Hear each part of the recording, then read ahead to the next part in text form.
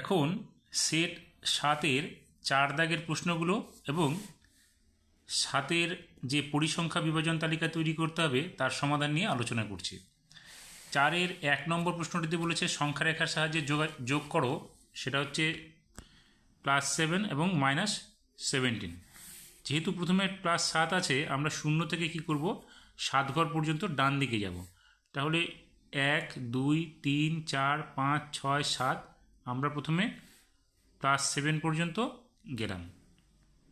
এবার কি আছে, -17। তাহলে -17 মানে আমরা আবার যেহেতু মাইনাস আছে, তাহলে 7-এর পর থেকে আমরা কি করব, 17 ঘর বাঁ দিকে আসব।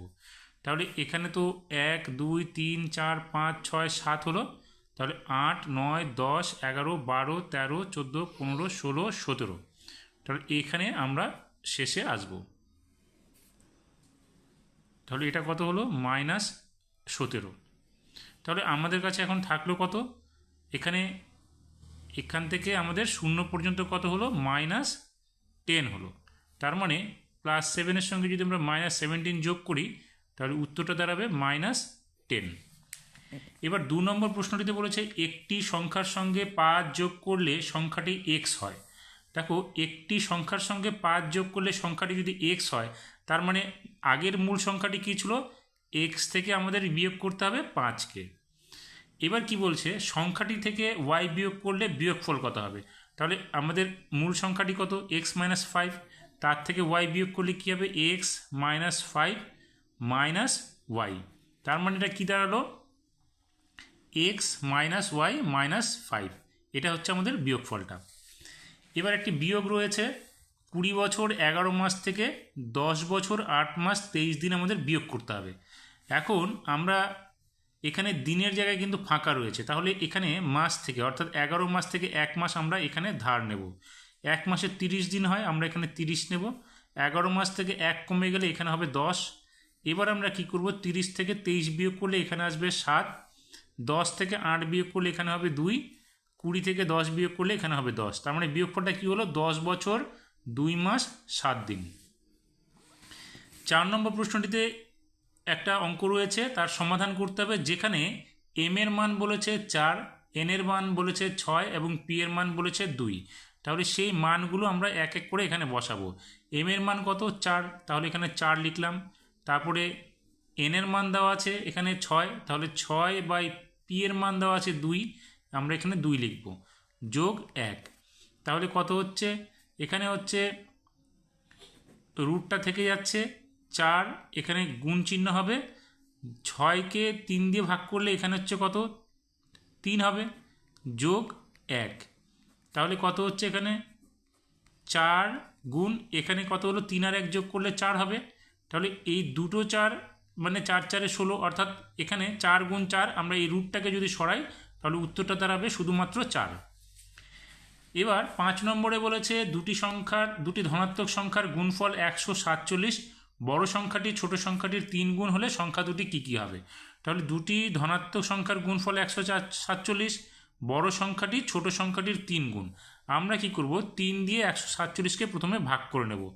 3 দিয়ে 147কে ভাগ করো, তাহলে 3 4 12 হলো, এখানে বাজবে 2, পরবর্তী সংখ্যা 7 নেমে গেল, 3 নং 27।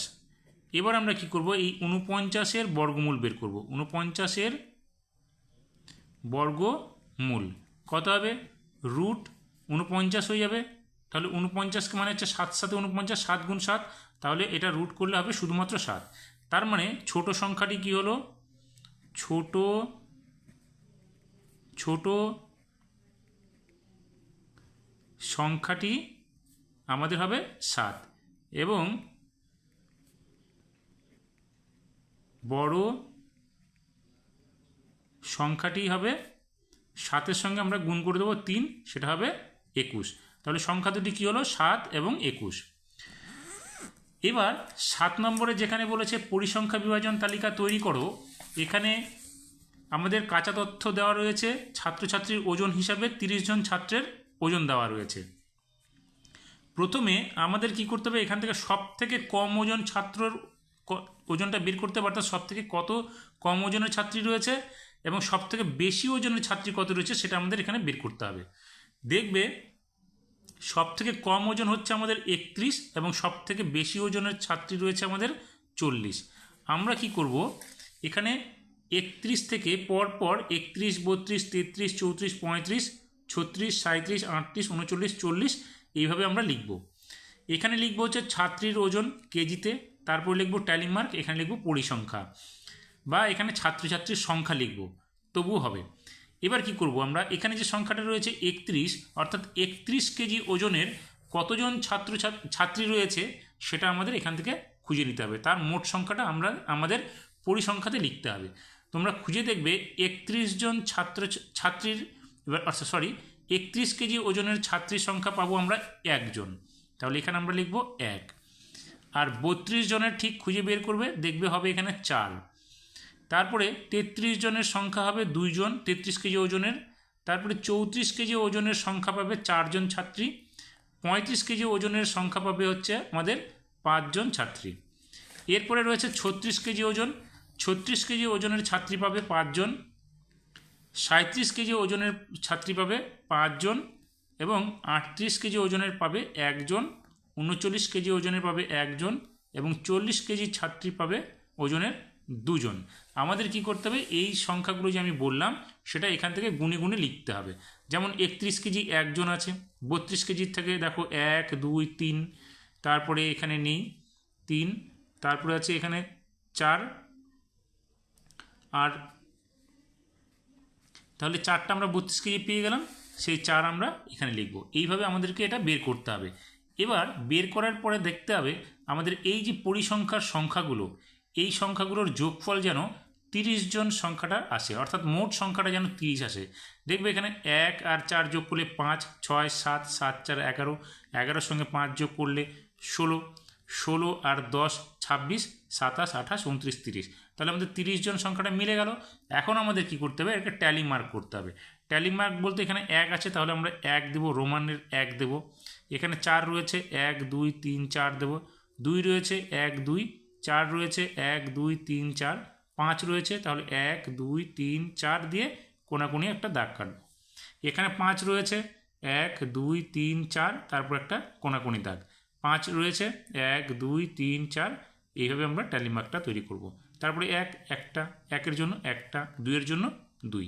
এইভাবে আমাদেরকে পরিসংখ্যা বিভাজন তালিকা তৈরি করতে হবে। আশা করি বোঝাতে পেরেছি। ভালো লাগলে অবশ্যই লাইক, শেয়ার, কমেন্টস করবে, এবং যারা নতুন তারা এই ধরনের সমাধান পেতে অবশ্যই আমার চ্যানেলটিকে সাবস্ক্রাইব করবে এবং বেল আইকনে গিয়ে অল নোটিফিকেশান ক্লিক করবে। তাহলে এই ধরনের সমাধান এবং পূর্ববর্তী যে সমাধানগুলো সেগুলো তোমরা অবশ্যই পেয়ে যাবে। সকলকে ধন্যবাদ।